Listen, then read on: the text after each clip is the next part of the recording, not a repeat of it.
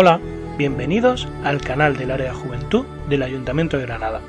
Soy Miguel y hoy nos vamos a acercar a una zona de Granada, al barrio de Realejo, desde una perspectiva temporal mucho más cercana, el siglo XIX y el siglo XX. Nos acercaremos a los Cármenes de Belén.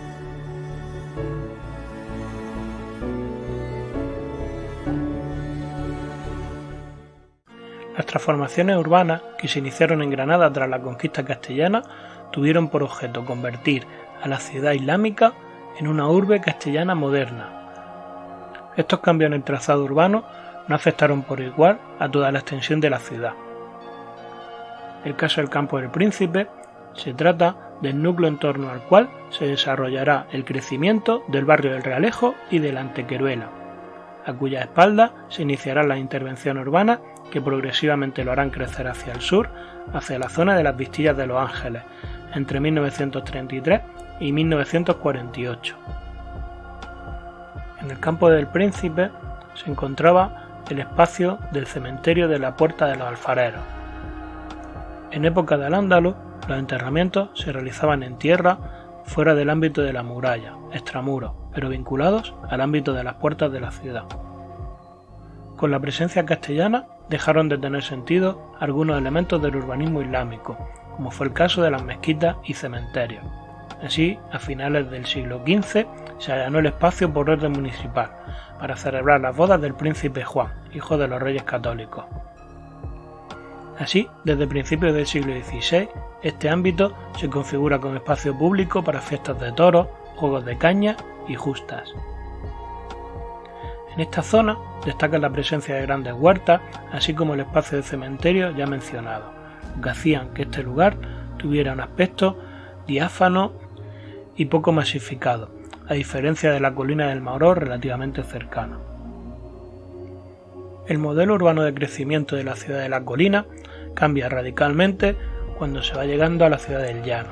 En este caso se opta por un tratamiento urbano mucho más esponjado, donde la presencia agrícola es mucho más frecuente y encontramos grandes fincas, grandes terrenos de cultivo vinculados a alguna estructura urbana o arquitectónica.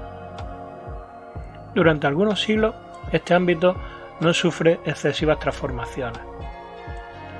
En la planimetría del siglo XIX, en el plano de Rafael Contreras, aparece el convento de los Mercedarios Descalzos o de Belén como un hito arquitectónico de la zona. Las parcelaciones de las distintas huertas dejarán una huella que en el futuro permitirá configurar los distintos perfiles aterrazados y cruzados por las calles privadas que son tan características de esta zona. En 1932, el Ministerio de Instrucción Pública cedía el convento de Belén al Ayuntamiento. Se declaraba su interés artístico y en 1933 era demolido para años más tarde construir el Colegio José Hurtado. Este hecho, junto con que a finales del siglo XIX se acometió el primer proyecto de alineación para darle a la calle un trazado lineal y configurar el trazado heredado que nos ha llegado hasta la actualidad, hizo que la calle Molinos se configurara de manera parecida a la que nos encontramos hoy en día. Realmente, las principales ciudades europeas y por tanto españolas también viven sus mayores transformaciones en las décadas de los años 20 y 30 del siglo XX. Se tratará de proyectos de renovación urbana que se convierten en fenómenos de adaptación, implantación y transformación de uso, que a veces se producen con cierto retraso con respecto a las demandas urbanas y que a veces utilizarán instrumentos de ordenación del suelo del siglo XIX. Junto a estas medidas más propias de las demandas de necesidades sanitarias, higiénicas o bien administrativas, aparece una necesidad de resolver el grave problema de la vivienda. Aparecen ideas como la realización de barrios en la periferia con pretensión de ciudad jardín o distintos tipos de barrios tipo colonia. Uno de los hitos más importantes desde el punto de vista de la transformación urbana lo sufrirá en la calle Molinos con el derribo de la antigua cárcel, emplazada en lo que era el antiguo solar del convento de Belén. Y en 1933 se comienza a edificar un colegio en parte de esos terrenos. La superficie restante del antiguo solar de la cárcel se destinará a uno de los proyectos urbanos y constructivos de la ciudad en estas fechas. Será la promoción de casas baratas a imagen y semejanza de los proyectos que se estaban realizando en otros lugares de Granada, aunque con una serie de puntos que los diferenciarán. A pesar de todo, se trataba de una zona inserta en el proceso de crecimiento por el sur, con el lindero de la conocida como Huerta de los Ángeles. Al inicio de los años 30 del siglo pasado, del siglo XX, el Estado sacó a la venta la Huerta de Belén, inmediata a la Huerta de los Ángeles. Esta zona se encontraba ocupada en parte por el antiguo penal de la ciudad, mientras que el resto del solar se dejaba libre y destinado a cultivo, su función originaria desde los tiempos de las huertas medievales, y que apenas se había visto modificada. La construcción de viviendas en algunos sectores de Granada adquirió especiales características en el barrio de Realejos. En torno a la calle Molino se consolidó en los años 40 del siglo XX un modelo de urbanización con viviendas unifamiliares, que adquirió tintes de lujo, curiosamente a partir de iniciativas sociales. Nos encontramos obras de los arquitectos José Fernández Fígares o incluso Francisco Prieto Moreno, que para nosotros es mucho más conocido en el entorno de la Alhambra y el Generalife. Estos proyectos ayudaron a conformar la imagen residencial de esta zona de Granada, que a lo largo del siglo XIX comenzaría a configurar el aspecto que hoy le caracteriza. Esta zona urbana, con características arquitectónicas muy específicas, se sitúa en lo que en origen fue la huerta árabe de Hisán, donde también se construyó posteriormente el convento de los Mercedarios, llamado de Belén. Este convento fue desamortizado y convertido en penal en el siglo XIX y demolido en 1933. En sus terrenos se proyectó una colina residencial de viviendas aisladas, con jardín, destinadas a clases medias. Desde el punto de vista arquitectónico, encontramos en la zona de la colonia o los hoteles de Belén alguna vivienda de especial importancia.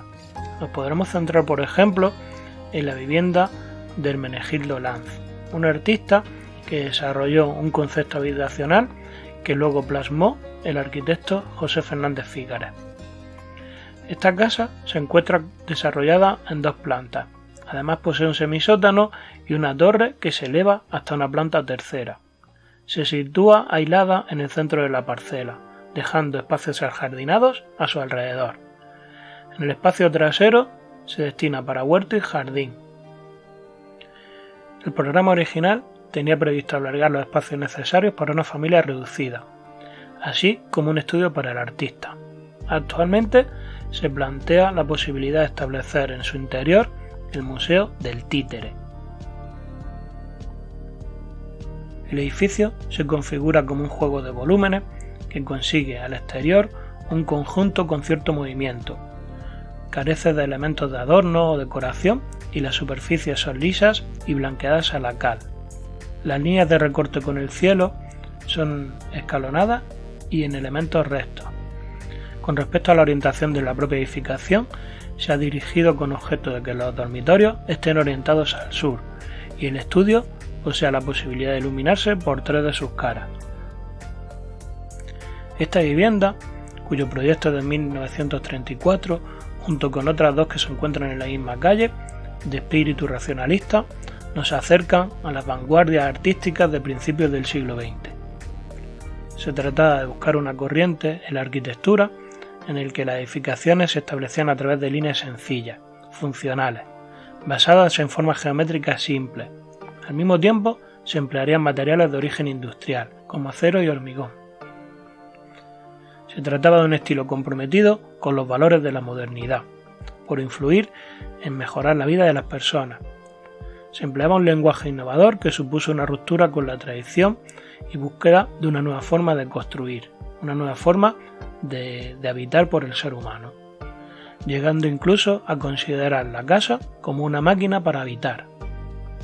El carácter de colonia residencial se define a partir del principio de zonificación y establece un corte con respecto al resto del barrio, por lo que genera una fractura o un borde que un acceso independiente desde el viario con un muro pantalla. La zonificación fue un concepto que se desarrolló para mejorar aspectos que afectaban a la salud pública y a la calidad de vida de la población, así como a la actividad económica, a la industria y al comercio. La zonificación, unido al concepto de ciudad-jardín desarrollado por Ebenezer Howard, tuvo el propósito de separar los usos industriales del centro de las ciudades, de la vivienda. Esto permitiría una mejor calidad para las personas al alejarse de la contaminación, el ruido y el hacinamiento que imperaba en las grandes ciudades. Este concepto hoy se encuentra totalmente superado, puesto que si dividimos en usos la ciudad, generamos barrios que se utilizan exclusivamente solo en un periodo del día. Durante el resto del tiempo serán zonas urbanas muertas. En este caso, al tratarse de una zona con una escala reducida, encontramos cierto encanto en un urbanismo que no estamos acostumbrados en Granada. Esperamos que hayáis pasado un buen rato conociendo una nueva zona de la ciudad de Granada y que os acerquéis a la ciudad moderna con otros ojos. Nos vemos en el siguiente episodio.